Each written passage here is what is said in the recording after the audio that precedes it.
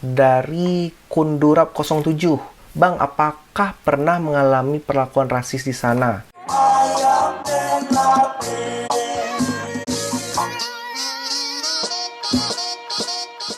Assalamualaikum warahmatullahi wabarakatuh, bro. Apa kabarnya semuanya, bro and sista? Supaya pada nggak komplain semua gue manggil bro doang, gue juga manggil sista sekarang. Makasih semua, gue udah 20.000 subscriber. Dan support semua, makasih semua, bro. Akhirnya gue sekarang mau buka Q&A yang udah gue buka kemarin di Instagram gue mau balas satu-satu, bro. Thank you so much, bro ya. Coba gue balas nih, bro. Gue itu udah janji banget, karena janji adalah yang paling utama, bro. Laki-laki harus mendapati janji. Jadi gue harus syuting ini untuk Q&A ini untuk si bro semua, oke? Gue balas satu-satu. Oke, Q&A pertama dari Orlando Sitopu. Terima kasih sebelumnya, Bang. Sama-sama. Banyak abang sudah memberikan banyak informasi dari sudut pandang yang berbeda. Pertanyaan saya satu, menurut abang mana yang lebih penting perdalam ilmu atau perbanyak informasi? Kalau menurut gue, bro, ilmu sama informasi itu sama-sama penting ya sih menurut gue, bro. Cuman ada satu lagi nih, lu itu perbanyak informasi kalau lu udah mendapatkan informasi yang banyak, bro. Kalau ilmu tuh bisa sembari jalan, bro. Sembari jalan aja lu pelajari. Jadi ya sama-sama pentingnya lah, bro, kalau menurut gue ya. Pertanyaan kedua, apakah abang mau kembali menetap ke Indonesia? Tentu banget, bro. Tentu gue itu sebenarnya pengen banget juga balik lagi ke Indonesia, bisa kumpul-kumpul lagi ke Indonesia. Cuman pada saat ini gue itu kayaknya lagi lebih cocok itu di Amerika gitu. Karena apa? Karena ya gue di sini punya pekerjaan yang bisa gue itu lebih berkreatif, dan gue itu bisa membangun Indonesia juga sebenarnya dari jarak jauh seperti ini, Bu. Contohnya gue ngasih share informasi dari video-video kayak gini kan. Ya bisa lah, mungkin di sini bisa ngumpulin duit, bisa investasi ke Indonesia. Jadi nggak menutup dari bisa bersumbangsih dengan ke Indonesia, bro. Jadi mau di Indonesia, mau di Amerika sebenarnya sama aja, tapi one day gue bakalan pulang ke Indonesia. Tapi yang pasti, bro, insya Allah nih, bro ya, gue bakalan pulang ke Indonesia rutin setiap tahunnya. Dan mungkin ntar kita bakalan ketemu lagi, apakah itu Pekanbaru, apapun itu di Jakarta, ntar gue infoin ya, kita bisa ketemu-ketemuan terserah, bro. Thank you so much, Bang. Salam dari Aceh. Oh, salam orang Aceh. Thank you so much. Pertanyaan kedua dari Muhammad Hafiz. PIS. Sejak kapan di Amerika? Gue di Amerika itu dari tahun 2010 sampai 2011 dulu, udah pernah cerita dulu. Terus habis itu kontrak gue habis. Waktu itu gue tuh di Los Angeles. Kontrak gue habis tahun 2011, gue balik pergi ke Brunei Darussalam. Habis dari Brunei Darussalam gue 2 tahun. Sampai 2,5 tahun deh, sampai gue 2014 gue balik lagi ke sini, ke Los Angeles pertama, terus gue ke San Francisco lagi sampai sekarang tahun 2018. Jadi kalau di total gue udah di Amerika itu hampir 6 tahun sebenarnya, bro. Pertanyaan dari Rilo 182, Bang, di sana masjid jarang ya atau jauh nggak dari rumah situ gitu? Sebenarnya masjid sini nggak jauh, bro. Ada masjid, kan rumah gue itu di daerah Bay Area di East Bay. Jadi ada masjid di daerah Concord yang kalau driving dari sini itu 10 menit. Terus ada lagi masjid di daerah Walnut Creek, driving dari sini 10 menit. Ada di Vallejo. Jadi gue kayak ada 3 masjid gitu yang deket. Yang driving itu 10 menit lah. Kalau gue itu sholat Jumat, gue sering tuh waktu kasihin car vlog ya, itu gue biasanya langsung pulang dari masjid kalau gue lagi kerja malam kayak gitu. Jadi deket masjid di sini. Dari Ansoli.eh, kalau sholat Jumat di mana di Amerika ada masjid? Ada, bro, masjid, bro. Sholat Jumat di Amerika, apalagi tuh kalau di California, di sini tuh banyak yang namanya imigran. Jadi orang-orang datang dari berbagai negara tuh banyak, dan banyak Muslim juga. Apalagi di daerah Concord sini itu tuh zaman dahulu kala itu tuh ada imigran atau refugee dari Afghanistan, dan mereka datang ke sini sehingga mereka itu banyak banget, dan mereka buat masjid yang banyak di sini. Jadi lihat masjid di Amerika ya udah lumrah, bro, nggak masalah gitu. Terus dari pertanyaan dari Rifan Fahruhan Official, bro, kalau di Amerika Jumatannya gimana tuh? Apakah tetap suara ceramahnya kedengaran keluar? Nah, bro, kalau di sini kalau ceramah kayak gitu karena masjid di sini itu biasanya di tengah-tengah dari perumahan umum seperti itu. Jadi mereka itu nggak mereka itu ada aturan jangan sampai buat sampai ribut gitu, sampai luar gitu. Kalau bisa ya nyaman lah sama orang-orang yang di sebelah sana kan. Jadi kalau misalnya azan itu cuman bisa kedengaran di dalam doang, dan kalau ceramah cuma di dalam doang, pakai loudspeaker cuma di dalam doang, karena ya mungkin orang sebelah seperti apa ya, namanya kita bertoleransi seperti itu. Jadi nggak cuman agama Islam doang, agama-agama lain juga kayak gitu, nggak ada yang terlampau keras gitu suaranya. Terus pertanyaan dari Henry Firdaus, Bang, apa sih pekerjaan istri abang? Nah, istri gue itu sebenarnya dulu sebelum pergi ke sini, istri gue itu sebagai HR di perusahaan IT dulu. Istri gue itu lulusan dari Unpad Psikologi, terus dia kerja di perusahaan IT terus sebagai HR kayak gitu. Dan waktu nikah sama gue suruh berhenti kerja, suruh ikut aja sama gue, urusin gue di sini. Ya udah, akhirnya sekarang istri gua alhamdulillahnya sebagai ibu rumah tangga di sini, ngurusin anak-anak, ngurusin gua, masak dan segala macam. Dan ibu rumah tangga di Amerika itu kerjaannya super duper susah, bro, dan super duper sibuk lah gitu ya. Lu lihat aja lah vlog-vlog yang lain teman-teman gua yang ada di Amerika sini, vlogger Indonesia mancanegara tuh, itu luar biasa hektik, bro. Tuh pertanyaan lagi dari Dikal Febrianda, udah bara range gaji SNR RNO di Amerika yang pakai produk hardware di sana gitu. Wah, nanya range gaji. Oke, kemarin gue udah nggak bahas mengenai range gaji yang ada di Amerika. Nih tanyain ada senior RNO atau Radio Network Automation di Amerika. Range gajinya itu, bro, kira-kira itu sampai 100.000 sampai 140.000 per tahun ya, kalau yang gue tahu. Cuman kalau mau cek lagi, ada gue buat video gimana caranya kalkulasi dari range gaji lu yang ada di Amerika sini. Coba cek gue ya, video gue bakalan gue masukin deskripsi di bawah ya, berapa range gaji lu di sana. Itu valid, bro. Pertanyaan lagi dari Raymond Chandra, buat kisi-kisi pas mau buat video CV, Bang. Yang kemarin agak kurang ngerti, nggak pengen usaha di Indonesia, Bang. Waduh, pengen usaha di Indonesia sekarang nih, insya Allah nih lagi buat usaha kecil-kecilan ya, bro. Ya, yang buat ada-adaan aja lah di Indonesia, dan mudah-mudahan bisa membesar. Jadi doain aja lah, bro, semuanya, bro. Oke, mengenai video CV, oke? Nah, sebenarnya gue udah googling nih mengenai video CV itu yang bagus tuh apa. Di sini kalau video CV yang bagus itu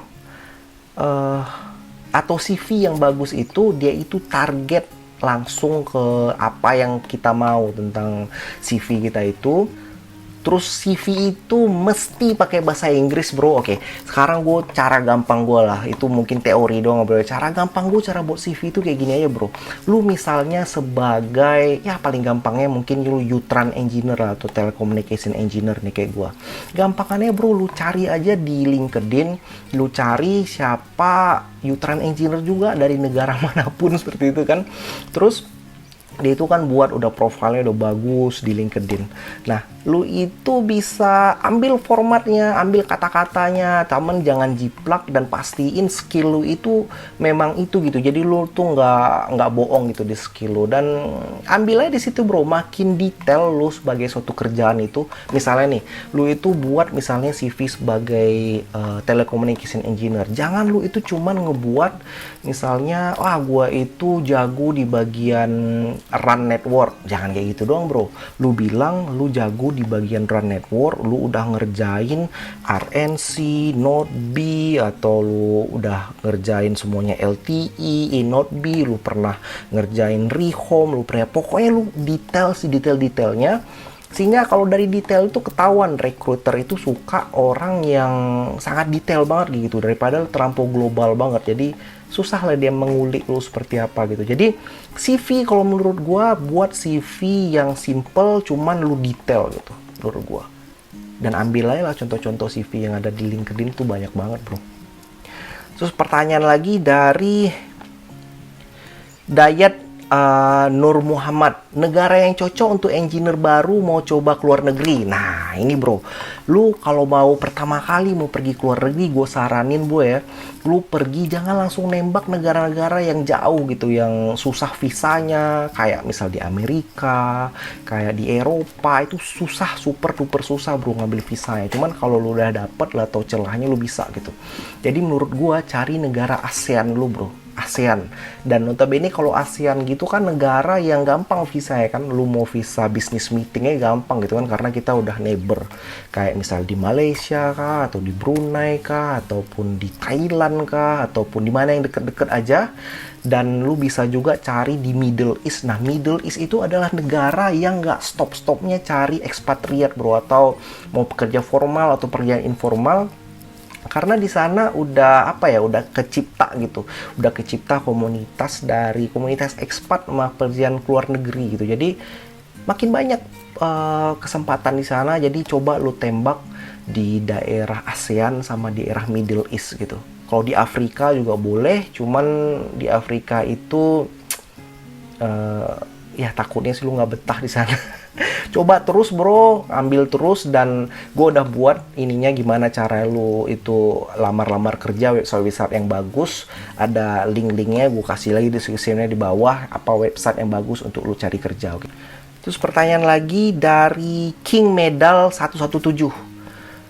Kenapa orang Amerika banyak yang punya senjata api? Nah, ini mantep ini bro, pertanyaannya bro. Sebenarnya senjata api di Amerika itu udah banyak diperdebatin bro. Ada yang pro, ada yang kontra, terus ada yang semuanya itu udah berpolitikan lah semuanya. Yang bilang senjata api ini penting karena mereka bilang ya keselamatan mereka itu harus dijaga dengan ada senjata api gitu. Mereka takut di rumah ada datangnya ya penjahat, dan di sini itu nggak semua dari tempat Amerika itu yang tempatnya aman gitu bro. Ada suatu tempat itu yang tingkat kriminalitas itu tinggi banget. Jadi itu salah satu alasan mereka gitu. Dan yang alasan yang nggak pakai senjata itu ya takutnya ntar ada orang yang fobia atau yang ada psikologinya yang kena gitu, dan sehingga bisa ya syuting massal gitu kan. Jadi itu yang mereka takutkan seperti itu. Dan kalau gue pribadi ya lebih baik nggak usah senjata deh bro, yang lebih baik yang orang yang ini aja deh, yang kayak aparat keamanannya yang punya senjata kalau menurut gue bro ya. Karena kalau kita itu punya senjata kayak responsibel kita itu sangat tinggi menurut gua bro ya.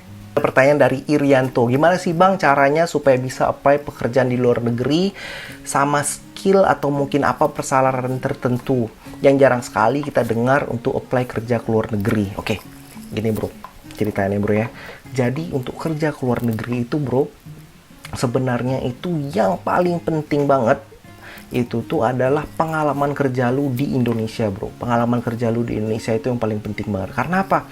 Karena kayak recruiter yang mau cari kerja lu kayak gitu, dia itu nggak terampung ngeliat lo tuh S1, lo itu S2 ataupun teman-teman SMA. Cuman kalau lu itu bisa ngerjain pekerjaan tuh, misalnya nih kalau gue bilang, misalnya lu seorang telecommunication engineer nih kayak gue, lu tuh kalau bisa menguasai pekerjaan, misalnya lu tahu teknologi 5G, mengenai 5G kah, NB-IoT, pokoknya yang baru-baru teknologi, lu bisa troubleshoot, bisa experience lu di sana seperti itu. Dan itu tuh rasa gue lebih valuable gitu daripada lu itu cuman nggak punya experience dan lu itu masih fresh graduate gitu. Jadi lebih baik ngambil experience bro, dan cari informasi yang paling mudah bro. Cari informasi siapa orang udah pernah ke Amerika di field lu, tanya sama dia gimana caranya, dan ya kalau bisa minta rekomendasi kah atau kayak gimana. Dan ada lagi cara yang paling mudah lagi bro. Gua pernah wawancara temen gua kasih lagi deskripsinya di bawah nih. Wawancara temen gue yang dia itu ke Amerika setelah dia itu ngambil S2 di Amerika. Dia itu ambil S2 itu kayak S2 mandiri kayak gitu. Jadi dia bayar tuition itu sendiri. dan dia bayar duit masuknya itu semua sendirian, dan sampai di sini dia itu udah dapat gelar S2-nya dan dia itu apply visa J1. Nah, visa J1 tuh kayak visa magang sementara, dan ternyata perusahaan yang dia magang itu dia itu langsung mau gitu ngerekrut dia dan ngasih visa lagi, visa kerja seperti itu. Dengan cara S2 itu bagus. Dan ada juga, gue itu belum publish sih videonya. Video itu mengenai tentang ada orang Indonesia di sini sebagai network engineer, dan dia itu ngasih tahu gimana caranya kawan-kawan dia itu semudahnya dia pergi ke Amerika ini, ya gara-gara mereka itu ngambil S2 di sini gitu. Itu salah satu juga, bro. Tapi menurut gua yang paling gampangnya cari kerja di luar negeri itu menurut apa skill lo sekarang, dan lu lihat apa perkembangan dari teknologi sekarang.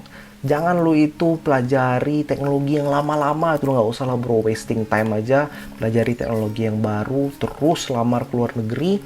Kayak gua dulu lamar terus, masukin lamaran sampai 15 lamaran selama 1 hari.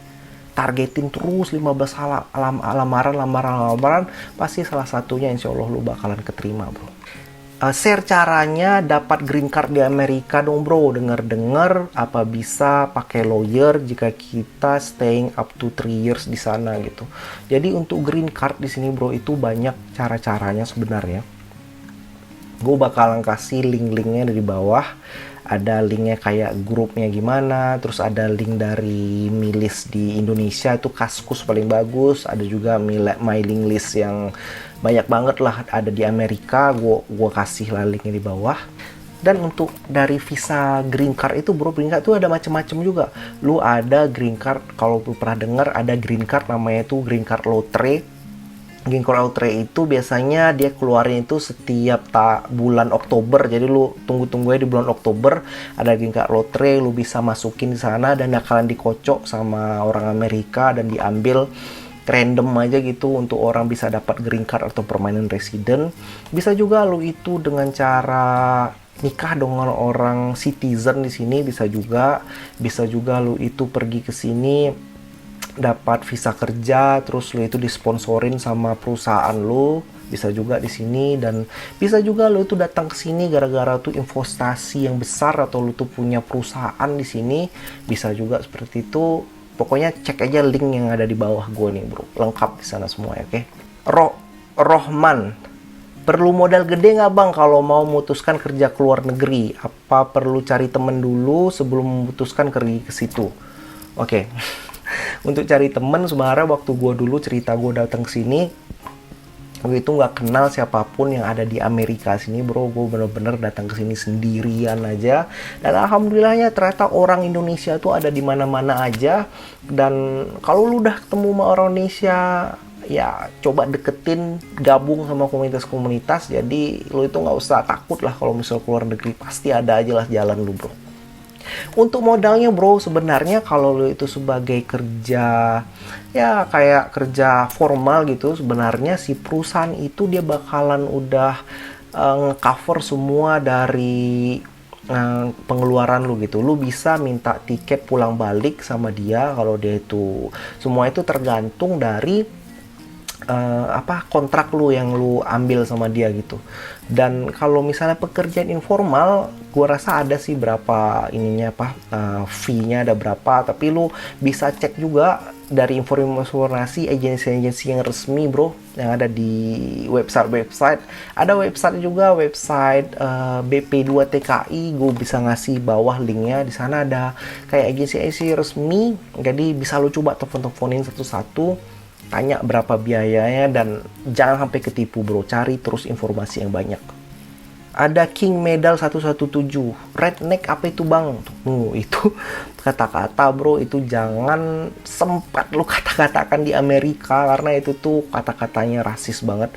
Karena itu bisa membuat orang itu sakit hati. Jadi sebenarnya itu adalah buat kata-kata negatif kita ngasihnya itu, atau seorang ngasihnya itu pada orang kulit putih gitu, yang mereka itu dengan kayak terpikir itu orang yang nggak bisa berbaur, orang yang nggak pemikirannya sempit, orang yang itu yang kelas pekerja menengah ke bawah kayak gitu. Jadi jangan ngomong kayak gitu bro, karena ya kita di sini kan maunya seneng-seneng aja gitu, jangan sampai nyinggung orang-orang gitu. Jadi ya itulah bro. Terus dari Luna T-Star 6, makanan favorit orang bule di situ rata-rata apa bang? Jenis kartu perdana buat HP apa nih?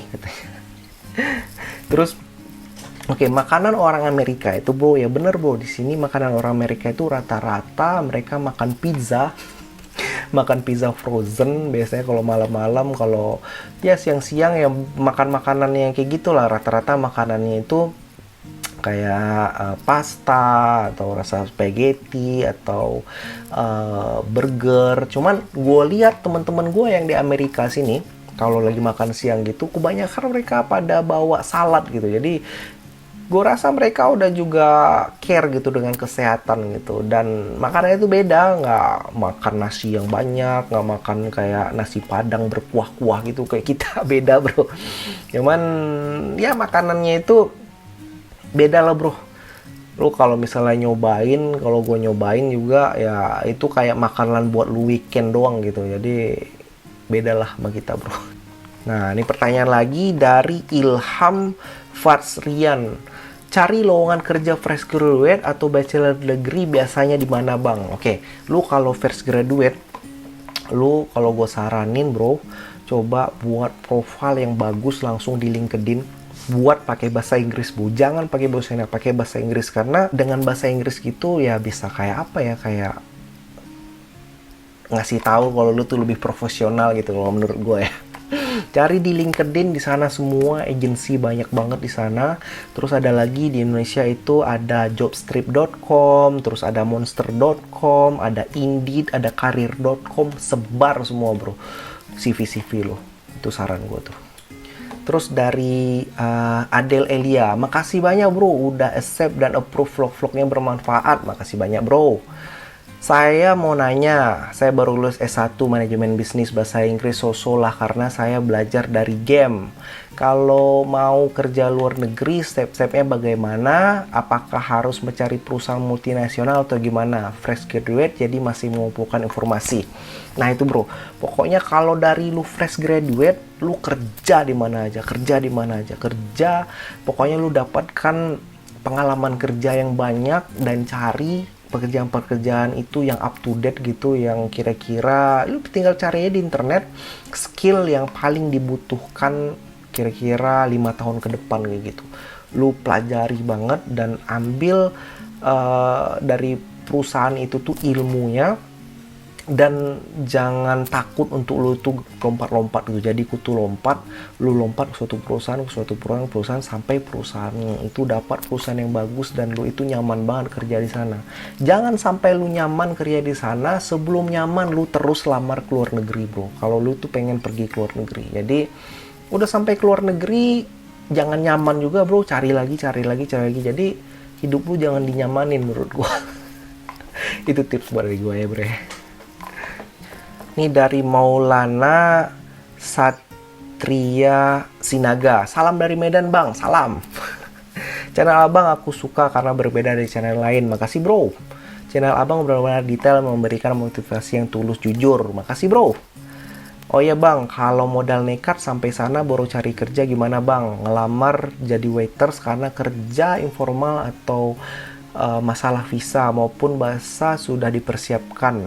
Salam hangat. Oke bro, kalau lu itu mau langsung lompat ke Amerika bro, itu tuh berarti ilegal gitu kan, artinya lu tuh pakai visa kerja pergi ke sini gitu. Sebenarnya ya gue pernah denger juga yang mengenai yang kayak gini, cuman yang gue saranin jangan bro, coba cari dulu informasi yang sedetail-detailnya gimana cara pergi sini, jangan langsung lompat langsung, karena sampai sini bro udah lu mau adaptasi terus lu kayak takut lah gitu, yang namanya dia niatannya udah beda gitu ya, artinya ntar bisa jadi beda lah, bisa cobalah niatannya itu coba datang dengan baik-baik, kerja dengan baik-baik kalau menurut gue ya, dan cari informasi yang banyak. Banyak juga youtuber Amerika yang bisa gue rekomendasikan. Ada Andri Indonesia juga kerja di sini, coba tanya informasi dia. Ada juga youtuber dari Kanada yang lu bisa namanya lagi gimana cara kerja di sana. Dan jangan cuma modal dekat bro, camen perbanyak informasi, karena makin banyak informasi jadi menurunkan lagi tingkat risk lu bisa sampai ke Amerika gini. Jadi mudah-mudahan yang terbaik lah bro buat lu bro ya. Dari Farid AUU, bang dulu kuliah di mana dan jurusan apa bang? Oke, dulu gua jurusannya itu teknik elektro telekomunikasi. Gua itu kuliah di ST Telkom Bandung, masuk tahun 2002, lulus tahun 2006. Sekarang universitasnya udah rubah namanya sekarang Telkom University. Dari KD Restu 01, apa keunikan dari negara Amerika bang? Oke, keunikan dari Amerika. Oke, dari sudut pandang sebagai engineer nih, keunikan Amerika nih. Keunikan Amerika itu di sini adalah negara yang bisa berkembang gara-gara mereka itu mendengarkan pendapat dari orang-orang banyak gitu. Jadi orang di sini terbuka dalam melakukan pendapat, dan mereka itu coba menganalisa dari pendapat-pendapat yang ada gitu. Jadi semua orang itu nggak cuma disuruh diem kerja, tapi mereka melakukan suatu ide gitu, ngasih ide. Nah ini kelebihan dari Amerika kalau menurut gua ya. Dan di Amerika sini semakin lu itu bisa memberikan ide suatu perusahaan, dan semakin lu itu bisa sumbangsih lah menurut gua dari suatu perusahaan itu gitu. Dan di sini negara yang nggak pakai basa-basi, mau orang Amerika mau orang Indonesia, dan nggak ada yang kayak orang apa sih sama atasan tuh kayak iya pak, nggak ada kayak gitu bro. Semua level sama, lu kerja sebagai role sendiri, cuman lu tetap menghormati juga, cuman nggak sampai lu itu kayak di mana ya, kayak lebih rendah gitu, nggak kayak gitu bro. Di sini semuanya equal. Inilah kelebihan dari Amerika. Dan di sini itu mereka welcome dengan orang-orang lain yang bagus-bagus sumber daya manusianya. Jadi mereka ngambil-ngambil dari orang dan negara-negara mana yang bagus-bagus, sehingga terbentuklah negara ini menjadi besar bro. Jadi itulah menurut gua Amerika negara besar, karena lu itu di sini bisa punya mimpi apapun dan bisa lu capai mimpi lu di sini. Itu menurut gue bro. Dari Kundurap 07, bang apakah pernah mengalami perlakuan rasis di sana? Oke, belum pernah gue dapat perlakuan rasis. Alhamdulillahnya istri gue juga belum ada perlakuan rasis. Istri gue pakai jilbab di sini, dan juga mobilitas tinggi. Istri gue nyetir sendiri, mobilitasnya tinggi, kemana-mana, pergi appointment, pergi kemana-mana aja, ya semuanya aman-aman aja alhamdulillahnya. Mungkin karena gue sekarang tinggalnya itu di California, which is California ini state yang banyak banget imigran ya, jadi ya nggak aneh gitu ngelihat orang pakai jilbab, mau agama apa. Gue juga di sini lihat orang agama Syiah juga ada, orang Yahudi juga ada. Jadi semuanya sama semua. Dan awalnya pertama gue takut juga, tapi ternyata sampai kesininya aman-aman aja.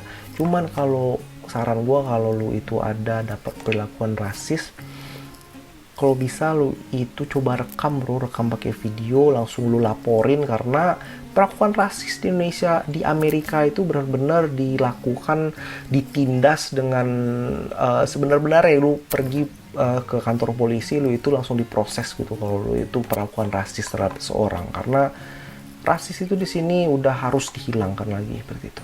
Terus pertanyaan lagi dari Yazif, bagaimana udah bisa bekerja di Amerika sedangkan udah kurang bisa bahasa Inggris?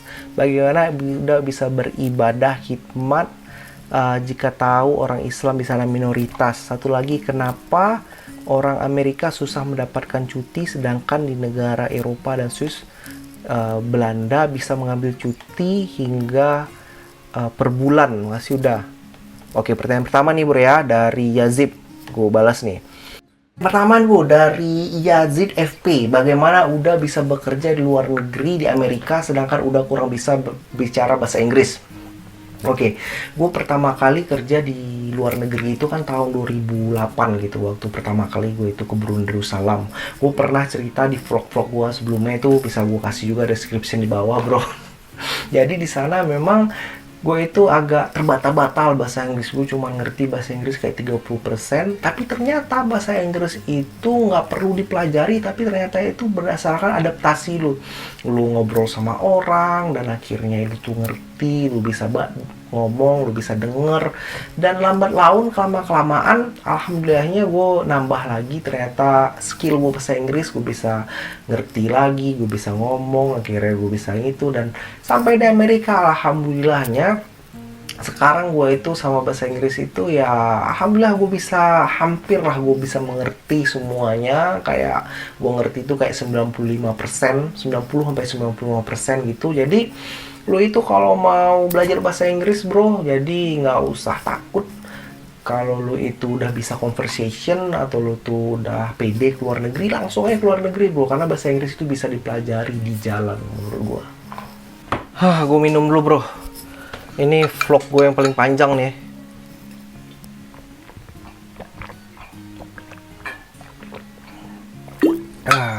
Alhamdulillah. Oke, lanjut. Dari Zarian Secho, ini orang awak mana kok, orang YouTuber Seminang. Dah, kalau di sini ada rumah makan nasi Padang dak dah. Dan kalau ada, apa yang paling favorit dah? Sukses taruh untuk cari dah. Wah dah, thank you so much. Jadi di sini di Amerika sini dulu pernah ada restoran Padang di sini. Jadi mereka itu biasanya buat restoran Indonesia, dan restoran Indonesia itu digabung sama ada menu-menu rendangnya, terus ada kayak makanan-makanan gitu. Cuman kayak pure langsung makanan Padang gitu ya, gue rasa sih nggak ada ya. Cuman ada menu Padangnya ada di sini karena mereka kan mau ngambil bangsa pasar yang lebih gede gitu.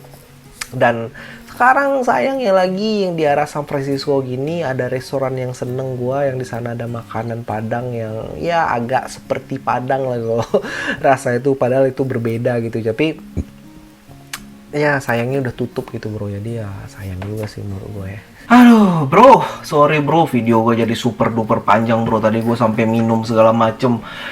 Gue pengen banget ngebales semuanya dari video-video dari si bro-bro semua nih. Masih ada pertanyaan yang masih banyak lagi nih. Dari gue jawab ntar bakalan di video-video gue berikutnya, atau ntar waktu gue live lagi gue mau balas lagi semua pertanyaan-pertanyaan itu, bro. Makasih udah pertanyaan semua, bro. Ada dari yang belum gue baca-baca ini, ada dari Agung 27, thank you so much, bro. Dari Avan Rif, dari RZ Adam, dari Zauziar Tabraditya, thank you so much, bro. Terus dari Beben Triadi, dari Izuri Kor, dari NR Muhammad, dari Jagadipura, ini Harian, Adrian Mualana 40, dari Enot Wiwit, aduh banyak banget, bro. Thank you so much, bro. Fajar Dika, oh nih Fajar nih, saudara nih. Ntar dibalas ya, tenang aja ya. Tunggu dulu ya. Alex Taringan 404. Terus ada Keras BX, ada Fajar 52, ada Fajar ZP, Arianto Saputra, Harandika, Wisnu Jackson No SP. Thank you so much, bro. Thank you so much, bro. Terus ada Rovan Aryadi, terus ada Comfort Diux, dari Ahmad Zaki 1792, ada Ina Spears, ada Sumiati Ocha, aduh thank you so much, bro. Ada Erlinda RS, bro, thank you sama, bro, banyak banget, bro, luar biasa nih, semua antusias banget. Cuman panjangan, bro, cuman ntar gue bakalan bahas lagi, mungkin ntar bakalan di video-video gue berikutnya lagi, bro. Gue bakal masukin lagi pertanyaan nih, mantep banget. Ada pertanyaan kerjaan, ada pertanyaan gue sini gimana. Dan thank you so much semuanya. Dan stay tune terus di video gue. Dan jangan lupa subscribe. Thank you so much. Dan assalamualaikum warahmatullahi wabarakatuh. Untuk video-video berikutnya, tunggu lagi besok, bro ya. Thank you so much. Assalamualaikum, bye-bye.